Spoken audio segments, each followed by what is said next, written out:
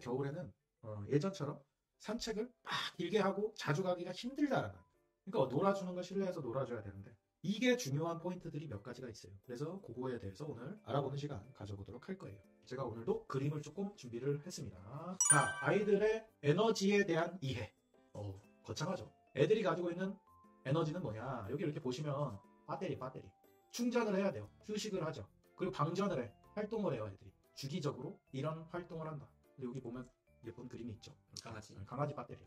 이 배터리는 두 가지로 정해져 있어요. 정서적 에너지와 신체적 에너지 두 가지로 이루어져 있다. 사람도 이렇게 있나요? 있죠, 당연히. 강아지도 똑같다. 근데 우리는 대체로 어떻게 해요? 정서적 에너지에 대한 부분을 신경 써요? 잘 안 쓰죠. 안 써요. 왜 안 쓸까? 몰라서 그런 경우도 있어요. 모르니까. 그렇죠. 모르니까 그러는 거예요. 근데 이제 해외 같은 경우에는 이 정서적 에너지에 대한 부분을 상당히 좀 중요하게 생각해요. 정확하게 정서적 에너지다 이렇게 표현을 하지는 않지만 상당히 중요하게 생각을 한다. 근데 우리나라는 너무 정보가 부족하다 보니까 이 신체적 에너지에 대한 부분에 많이 집중을 한다. 여러분들도 아마 그럴 거예요. 우리가 많이 하는 얘기 있잖아요. 힘 빼기. 이런 애들은 활동량이 많으니까 힘을 빼줘야 돼. 이런 표현을 많이 쓰거든요. 여기서 힘을 빼준다? 신체적 에너지를 발산시킨다. 즉 여기 이제 얘기하는 뭐예요? 방전시킨다라는 거잖아요. 이런 식으로 접근을 많이 한다라는 거죠. 선생님, 정서적 에너지와 신체적 에너지는 그러면은 에너지를 다르게 쓰나요? 정서적인 에너지는요, 뇌를 쓰는 거죠. 네. 거기에 필요한 연료는 뭐냐? 포도당이다. 근데 신체적인 거는 포도당만 있는 게 아니라 다른 것들이 많죠. 즉 뭐냐? 신체적 에너지와 정서적 에너지는 사용하는 에너지의 이 폭이 조금 달라요. 요거에 대해서 조금 더 이해를 쉽게 하기 위해서 그림을 하나 준비를 했어요. 자, 이게 뭐냐면 정서적 에너지는 강아지라는 자동차가 굴러가게끔 필요한 게 이 오일, 휘발유죠. 네. 바퀴 없으면 어떻게 해요? 그죠? 그쵸. 바퀴가 없으면 여기 구동충만 있으니까 못 간단 말이에요. 휠이라도 있어야 가죠. 그죠? 정서적 에너지는 뭐다?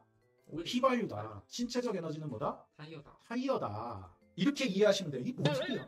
선생님 이게 뭔 소리예요? 이럴 수 있잖아요. 그거는 다음 장을 그죠? 가면 알 수 있습니다. 알 수 있어요. 자, 이것만 기억하세요. 자, 이거 그대로 읽어드리면서 얘기를 해드릴게요. 휘발유가 떨어지지 않은 상태에서 타이어가 모두 마모된 경우 어떻게 해요? 차는 갈 수 있어요? 못 가요? 그래도 갈 수 있죠. 갈 수 있어요. 어떻게? 휠이 쇠로 된 거잖아요. 네네네. 그걸 통해서 굴러갈 수 있다는 거예요. 휘발유가 떨어지지 않은 상태라. 자, 이거 뭔 얘기냐면요.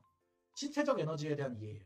즉 무슨 얘기냐? 정서적 에너지가 소모되지 않은 상태에서 이 휘발유죠. 휘발유가 떨어지지 않은 거야. 신체적 에너지가 모두 소모된 경우에 타이어가 마모됐다 그랬죠. 자, 이런 경우에 어떡하냐? 얘네들이 이 정서적 에너지를 통해서 신체 활동을 유지해요.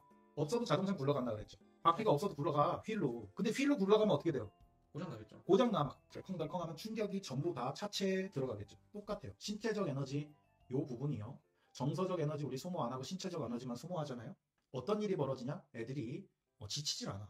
그래서 오버페이스를 해요. 그래서 어떻게 되냐? 자동차 차체에 무리가 발생하고 고장나고 사고의 원인이 되는 것처럼 얘네들도 지치질 않는 거야. 계속 돼요. 그러니까 어떻게 돼요?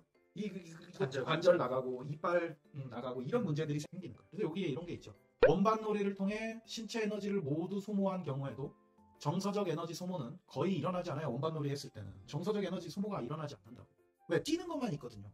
머리를 쓰고 뭔가 우리가 계산하는 것처럼 문제 계산하는 것처럼 정서적 에너지를 쏟지 않는단 말이에요. 가서 물고 가져오고. 그렇지. 그것만 계속하니까. 그러니까 정서적 에너지 소모는 거의 일어나지 않아. 이 상태예요. 이 상태. 그죠? 네. 그러니까 얘네들은 어떻게 해요? 정서적 에너지를 신체적 에너지로 대체해서 쓰는 거야. 그럼 어떻게 해? 자동차 물이 발생하고 이거 하는 것처럼. 원반놀이 하다가 애들 다치는 거예요. 그리고 여기 있죠. 부상, 열사병. 뜨거운 데 뛰어. 그죠? 뜨거우면 체력이 어떻게 돼요? 빨리 떨어진단 말이죠. 그쵸? 그런 거 없어. 왜? 정신력으로 뛰는 거야. 자, 근데 여러분들 이거 있죠. 산책을 길게 하고 왔어. 그러면 뭘 쓰는 거예요? 신체적 에너지를 많이 쓰는 거예요. 그러니까 정서적 에너지는 어떻게 해요? 소모되어 있지 않은 상태야. 그쵸. 자, 이 상태니까 애들이 어떻게 해요? 잠깐 휴식하고 금방 일어나. 그리고 다시 놀아달라 그래요. 이게 반복되는 이유. 그러니까 어떻게 돼요? 보호자는 맨날 스트레스 받고 어떻게 해요? 산책 노예. 이 되게 중요해요. 산책 노예가 되는 거예요. 맨날. 맞아요. 진짜 금방 애들 안 지쳤다고 산책 시간을 늘리는 경우가 진짜 많아요. 그렇죠. 이게 이제 뭐냐? 이 자동차 이론이다. 이거는 제가 오늘 그냥 떠오른 거예요. 자동차 이론. 자동차 이론. 강아지의 자동차 이론. 이렇게 얘기하시면 돼요. 그래서 자, 이 신체적 에너지는 그거 소모한다고 해서 정서적 에너지 소모 없다. 애들이 정서적 에너지 남아도는 이 정서적 에너지를 정신력으로 삼아서 신체를 계속 움직이는 이런 문제가 발생을 한다라는 거예요. 그럼 뭐가 정서적 에너지를 소모하나요? 집중해서 문제를 푸는 거예요. 문제 해결. 간식을 들고 있으면 이 간식을 어떻게 먹을지 고민하는 거야. 그죠? 그래서 막 스스로 앉고 그치, 스스로 앉아도 보고, 막 짖어도 보고, 굴러도 보고, 막 이러는 거. 그 과정 안에서 뭐냐? 정서적 에너지가 소모된다라는 거. 이게 되게 중요한 포인트가 됩니다. 자, 이번에는 반대로. 타이어가 전혀 마모되지 않았는데, 휘발유가 없어. 그러면 차 굴러가요? 이런 못 가죠. 못 가. 그죠? 이걸 다시 고치면 이런 거죠. 신체적 에너지가 고갈되지 않아도, 정서적 에너지가 모두 소모되는 경우에는 뭐냐? 애들이 활동을 멈춘다라는 거. 이 자동차가 달리질 못해. 이게 되게 중요한 포인트예요. 자, 근데 문제가 이거 이제 조금 이따 얘기할게요. 장기간 신체적 에너지 소모가 없으면 근손실이 온다. 당연히 근손실이 오는군요. 그러니까 뭐냐면 정서적 에너지를 통해서 에너지 소모가 되게 중요하다고 했어요. 근데 이것만 한다고 해서 얘한테 집 실내에서 그냥 그런 문제풀이만 하고 뭔가 집중하는 것만 하고 이러면 어떻게 되냐? 근육이 빠지겠죠. 그렇죠. 안 쓰는데. 그렇죠. 그러니까 적당한 게 중요하다는 거예요. 적당한 게. 너무 한쪽으로만 가면 안 된다. 자, 그래서 여기 이제 내용이 나와요. 두뇌 활동을 많이 요구하는 놀이.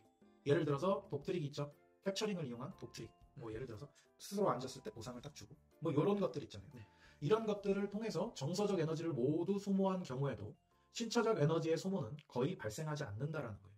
근데 어떻게 돼요? 애들이 지친다. 지친다. 엄청 중요한 거예요. 자, 근데 이게 그럼 더 좋은 건 이런 거죠. 정서적 에너지를 쓰면서 신체적 에너지까지 같이 쓸 수 있는 놀이들이 그럼 더 좋겠네요. 오, 그죠? 최고겠네요. 최고의 놀이라는 거. 그러니까 여러분들이 이걸 생각하시면 되게 간단한 내용이거든요. 뭐냐면 우리 애가 이거를 아니 뭐 정서적이고 뭐 이걸 모르겠고 그냥 알 수 있는 방법. 우리 애가 뭐 시큰 산책을 하고 왔어. 아니면 시큰 어떤 나하고 놀았어. 그리고 나서 잠깐 쉬다가 벌떡 일어나가지고 또 놀아달래. 이러면 얘는 정서적 에너지 소모를 못 한 거예요. 걔는 신체적 에너지를 주로 많이 쓴 거야. 그죠? 근데 우리 애는 나랑 뭔가를 하고 집에 딱 들어오면 아니면 뭐 집에서 뭔가를 하고 딱 냅두면 한참을 자. 피곤해 막. 이러면 뭐예요? 정서적 에너지를 많이 써준 거다. 이렇게 생각하시면 돼요.